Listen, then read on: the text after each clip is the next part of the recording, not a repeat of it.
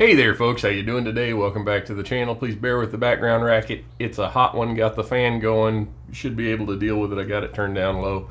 It does create a little bit of feedback with the microphone, but we ain't getting this done without it.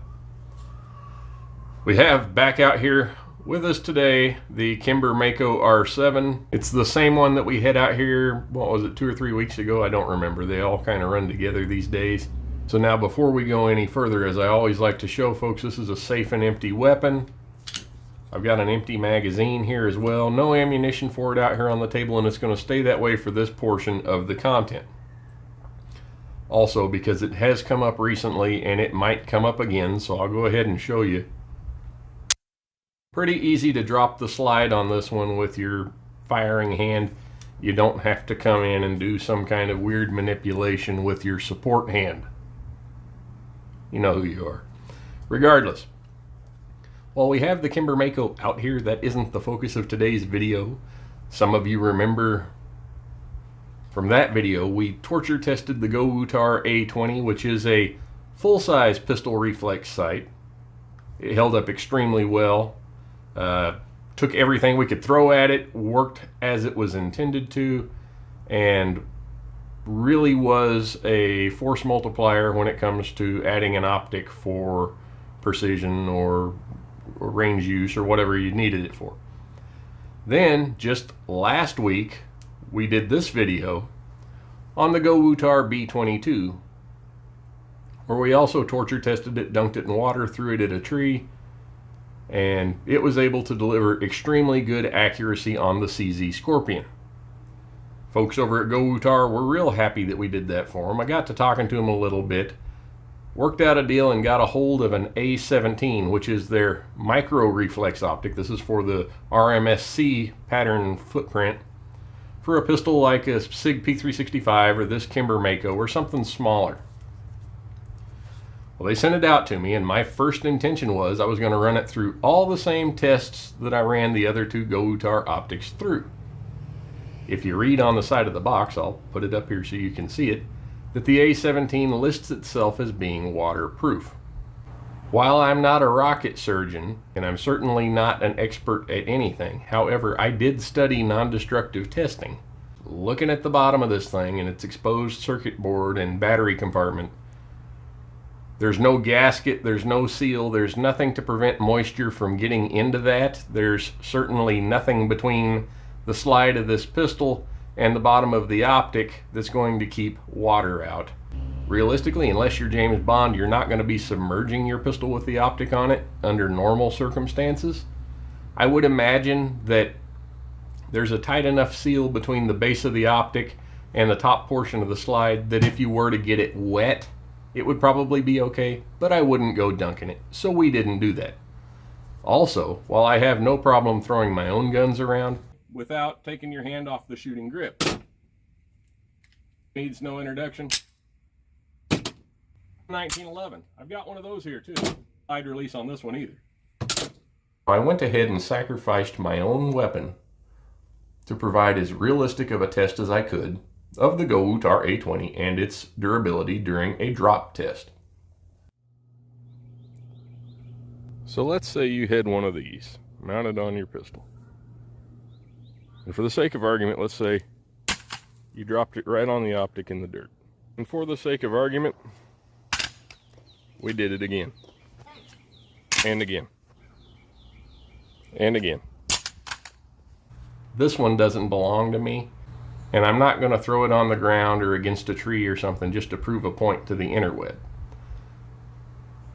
So I took the A17 out of the package, put it on the RMSC footprint cutout on the bottom of the Kimber R7 Mako, and first thing that I noticed was that the A17 came with 4 different types of screws to attach it to a pistol. Show you an image here of the 4 different types of screws it came with.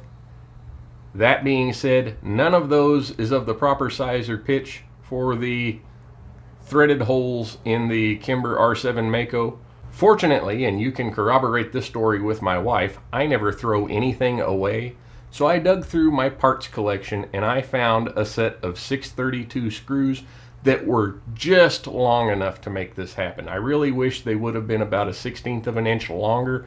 I only got about 2.5 revolutions, probably enough, but since it's an impact piece, I'm going to recommend to my friend that he replaces these 0.374 screws with some 0.40 screws, and I think he would probably be in good shape then. Regardless, I put a little blue Loctite on them, turned the optic on, took a look at the green light, and wow, is this thing ever bright. I don't know if you can see that there. I'll put up a picture of it. The brightness on the green dot on this optic is ridiculous. Very, very bright. I had to turn it down 3 levels to use it. The Kimber R7 Mako has co-witness height sights. They're not really suppressor height, but they are tall enough to co-witness an optic, and it works extremely well with this pistol. The green dot is right in the middle of the aim point and works as intended. You can also raise your head up a little bit and move around, and that green dot will still be pointing where it should, which is a really nice feature of a reflex optic. One thing that I will point out to you is, and I think it would be a problem with any optic you tried to mount on this pistol, the little rubber boot that sits over the optic to keep it clean does not fit because the rear of the optic is right up against the rear sight blade there. So just something to be mindful of. So I got the optic mounted, bore-sighted, and headed out to the range to do a little work with it. All of the paper target testing we did was at 7 yards. And the first group was nice and tight.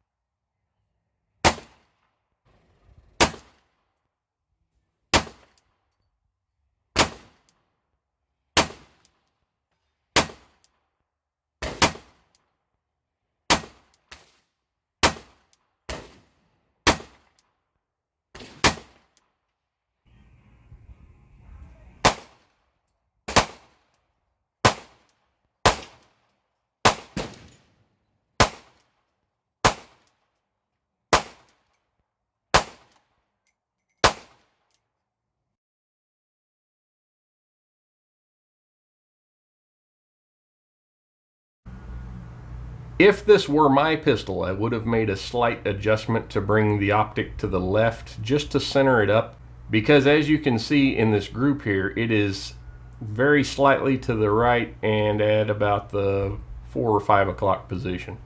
So I would have made a slight adjustment if it were my pistol, but it's not, so that needs to be done by the end user. So I'll return it to him and he can adjust it to fit his vision.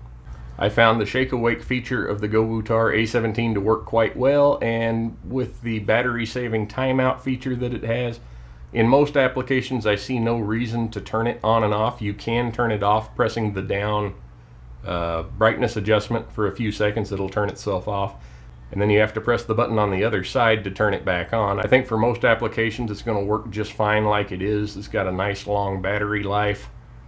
And that brings me to the other negative that I found with it, and that is realizing and understanding it's kind of unavoidable on an optic this small. You have to remove the optic from the slide in order to change the battery, which is going to cause something of a shift in point of impact. So just know that if you remove the optic from the pistol, you need to re-zero it before you go carrying it around with you. All in all, I think the A17 is a really nice little optic.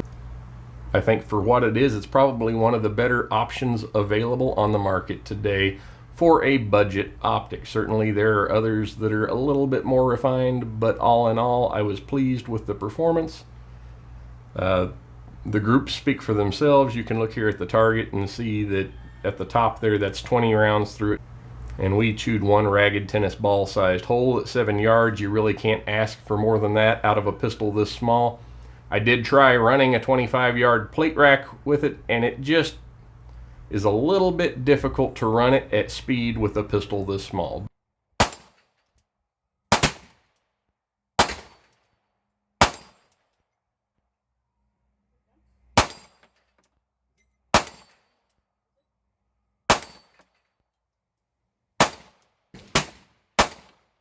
But otherwise, for fighting off bad guy distances, I think it worked out real well.